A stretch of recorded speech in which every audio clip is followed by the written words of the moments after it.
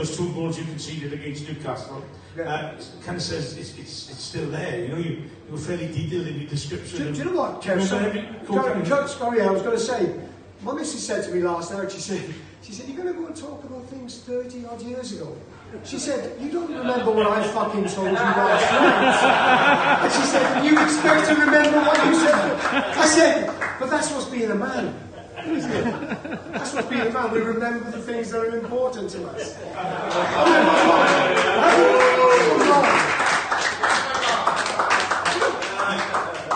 Good job, she's away. She'll see the video. Should she ever see this video? I'm going to say, I totally disassociate myself from those comments. And you've just dug yourself such a big hole. My friend, you go next, and then we'll go next. I think Mike has been incredibly modest about that Newcastle game as well. Because, I mean, you know, in those days, obviously, Newcastle was a hell of a long way to go. I wasn't there.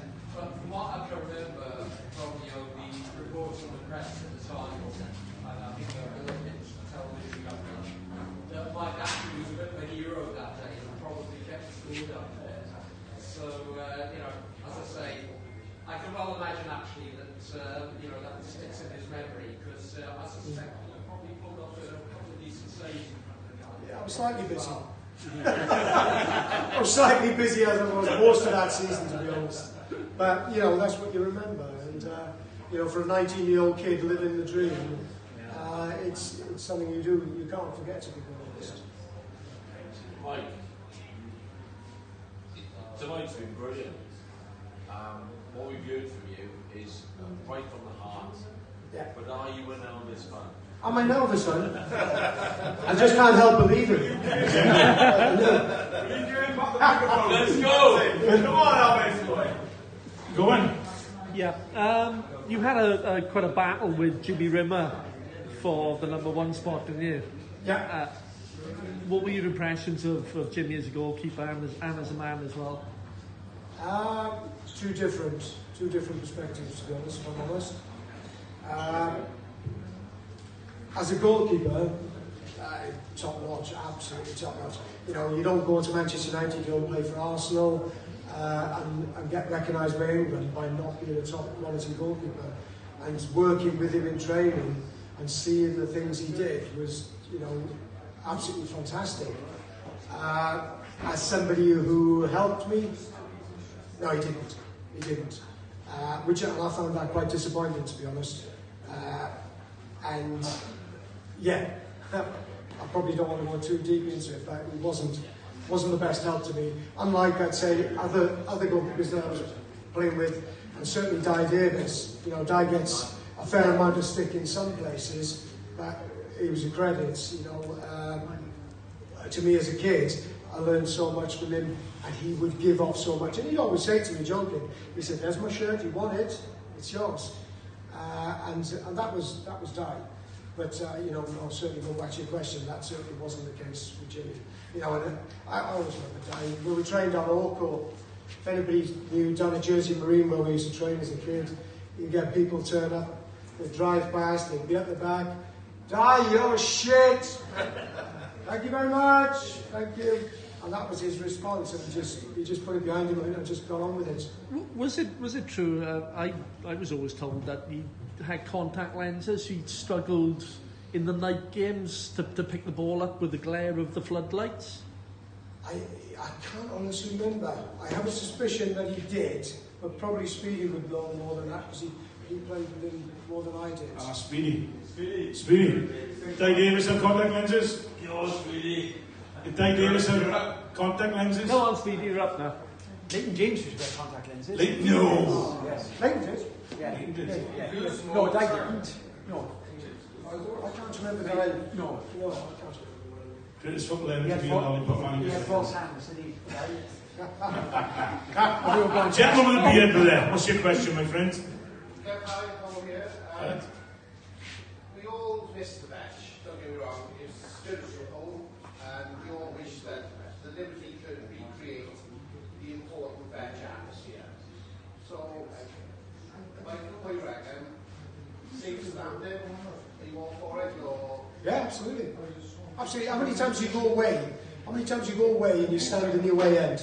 We'll sit in the away And nobody asks you to sit at that time, do they? You know, I've been to when was it? Go back to a few seasons ago. QPR first game of the season. Absolutely melting hot. 5-0, Landrup's first game in charge. I was stood right at the back of the stand, absolutely sweating me nuts off. But everybody around us was standing. It's safe. Charlton, I think, was the first game of the season we were standing. But as long as it's done in a controlled manner, why not? I don't get the reason behind it. Yes, I can understand. Obviously, people would be loath to go back after what happened at Hillsborough, and you've got to be very, very careful. You know, health and safety these days is a little bit different to what it was in '89 when Hillsborough happened. So, yeah, to go back to your question, absolutely, I would fully support it, and it works well in Germany. Yeah. Gentlemen, then we come to you. Mike, you've alluded to earlier that obviously you don't think what's going on in terms of we're going to trade there from obviously early 80s. It wasn't so much a small game, you probably have 14 or 15 players. But if you're a player, how do you think you feel about the fact that we're so threadbare in certain areas? I don't know how the players are reacting to it. Maybe that they like the thought that they know that they're going to be picked from week to week, because squads are so much bigger these days, aren't they? That the squad rotation kicks in and players don't get games, and I can sense that frustration. Like I said, I went through my last 2 seasons especially, and there was only me. I remember talking about today's opponents, going to Bristol City. I'd injured my ankle the day before, and I stood with it in the river in the Morva here, when the training ground was at the Morva. I stood in the river for an hour, went back to the ground, come in the following day. I was in so much pain, went to the hospital that night. They put me on crutches. I came in the following morning. We're playing Bristol City that night, and I'm the only recognised goalkeeper at the club. So Terry said to me, "You're playing," and at that time I couldn't put my foot on the floor. So from 9 o'clock until 3 o'clock, I went from cold bath, hot bath, cold bath, hot bath, literally for 6 hours until I could limp gradually. Okay, no problem at all. When we get to the ground, we'll get the doctor. The doctor will give you a cortisone. So I had a cortisone injection to get me out there. Right, before they turn the floodlights on, get out there and stay out there, just in case anybody recognises what's going on. Yeah, okay? So I'm out there. We play. And funny enough, I'd only read some of the reports the other day. And I think I had a half-decent game as well, to be honest. I think we got beat 1-0, maybe 2-0. Come back in at half-time. I was in agony. Cortisone injections usually last 24 hours. I had another one at half-time. It slipped out. I had to have another one again from the doctor.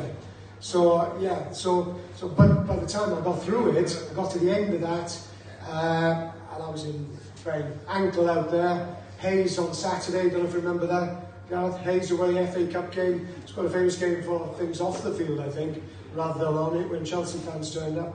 And I went to Hayes, and I still wasn't right on the Saturday, but we get through it. And we won that game in the FA Cup. So from our point of view, we were used to dealing with small squads who were threadbare.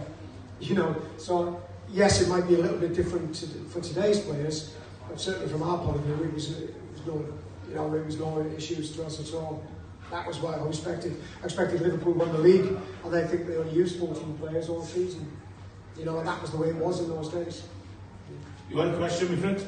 Yeah. Like, it's a sort of, I suppose, sports psychology question, as much as anything else. Ooh. I mean, you know, you're a professional footballer, you know, we all do other things, you know, doing a bit of money. Anybody in life makes mistakes at work. The difference is, obviously, you guys, you got thousands of people watching you. You make a mistake in a game, you know, you're a goalkeeper, it costs a goal. What is going through your mind at that point? You know, how do you recover from that? It's a good question, actually, Gareth, because that is still affecting me 30, 40 years on. And I had a bit of a meltdown last year through work and moves and everything else. And I ended up having counselling for 2 months. And the counsellor actually went back and delved the insecurities that I had about similar things that I have in work now to about those fear when I was playing. Because I'd be thinking on a Tuesday, who we play in the weekend? who plays for them. The likes of, with third division at the time, Cascarino, Campbell, Fashion News, who am I playing against? What are they about? What's it going to look like? Am I going to play well? What's it going to look like? Are the fans going to get on my back? What's it going to look like in the newspapers the following day? So you start to think all those things and over-analyse way in advance of the games. And then I probably now could probably say that I've spent half my life worrying about things that have never happened. And if I look back now, as I did last week, I've got a big pile of scrapbooks and I look at the games. Yeah, I pick out the odd mistake in there. I was a young kid. Of course you make mistakes. But on the whole, it was a positive experience when I read them back through again. Without any shadow of doubt, you feel isolated, even though you're part of a team. You do feel an individual and responsible when things happen. So how does a keeper feel when he makes two glaring mistakes in a Champions League final, which is watched by millions of people all over the world? That was kind of what was in my mind. Gareth, and I felt for him when I saw it, to be honest. No, absolutely. How do you recover from that? I think the only way he's recovered from that is getting out of the country, out of the spotlight. He could never have played for Liverpool again, purely because of that. Do you think the concussion thing was true? Quite possibly. I know I played, the second time I got concussed was at Crewe on Boxing Day. We were leading 2-1. David Platt scored the second for them. I know, 2-1, I've gone down. There's a big centre forward by the name of Vern Allen caught me with the knee, side of the head, knocked me out. Probably about 20 minutes ago, I don't remember a thing. Haven't got a clue what happened for the rest of that game, but all I remember is sort of coming round in the changing room about 10 minutes after the game had ended and saying, where am I? I played the last 20 minutes. David Platt had got the second goal for them. The game ended 2-2. And all I can remember, and you think now in today's game, where the number of physios, doctors, head specialists, etc., all I could see was Ken Davey, our physio, run on and say, how are you? I said, yeah, I'm fine, Ken, I'm fine. And then I looked to the side and Terry Orr screaming on the sideline, tell him, he ain't coming off. He ain't coming off. And I'm like, no, boss, I'm fine. Didn't have a clue where I was, but that was football then. That was football then. Yeah, absolutely. But in today's world, something happened recently when I still think 30 years on, we haven't moved on to the degree where the game should be stopped for 10 minutes, or we have somebody replace for a head injury assessment. Sorry? What was that incident that you remember? The incident was, the one with me or the one with... No, the one that you saw that you thought... It's similar again, where head injuries are suffered by goalkeepers, at that time, they should be taken off to allow somebody to come on for at least for a 10-minute, 15-minute period to check it out, because the lasting damage is enormous, to be honest. But we still haven't caught up in football terms. We do it in rugby. Yeah, I was going to ask you, should we do that? Like, have a blood, certainly in the case of the goalkeeper, maybe look at the equivalent of blood replacements? Yeah, for me, that makes absolute sense. Because if you're not, and I'm sure players are exactly the same. Karius would have been the same. It's a Champions League Cup final. You've got a blow to the head. Would you come off? I played, I don't know how many times I got blown to the head in the first 10 minutes. And you're looking around and you think, shit, just get through it. And you do. And you pray. And you can tell when you can cast them. Okay, you do, but you put it off because you don't want to get off. You don't want to lose the game. And Karius would be the same. How many of you here would have wanted to leave a Champions League Cup final? All you hope is you get through that game without making a mistake. That's the most, that would have been going on in set. That was the thing that used to go on in my head. Question there. You know,